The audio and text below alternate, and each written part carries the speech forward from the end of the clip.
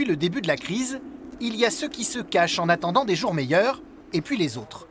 Alors que le secteur culturel traverse une longue période de doute, Jean-Philippe Amy porte un projet plutôt original, installer d'ici 1 an à la place de cette péniche un théâtre flottant baptisé l'Îlot.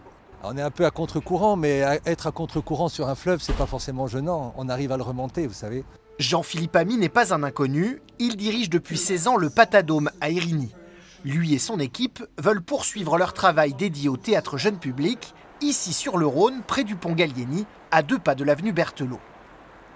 C'est un projet vraiment innovant, c'est-à-dire qu'on a déjà, ça existe déjà des péniches qu'on a arrangées pour en faire des petits lieux de théâtre. Mais là, je pense vraiment la grande première, c'est de créer un bâtiment ambitieux qui va faire 11,40 m de large, 45 m de long, 7 à 8 mètres de haut, pour en faire un vrai théâtre avec 2 salles, une petite salle de 80 places, une grande salle de 250. Et ça n'a jamais été fait. L'arrivée l'année prochaine de ce théâtre flottant viendra renforcer l'offre culturelle sur le 7e arrondissement et répondre, selon la mairie, à la nouvelle sociologie du quartier.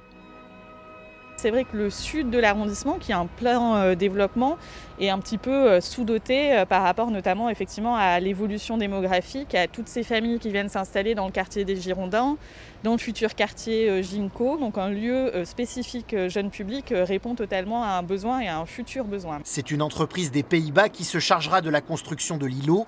Coût de cette opération entièrement privée, 2 millions d'euros. À terme, ce théâtre flottant pourrait devenir un centre de création régionale dédié à la petite enfance.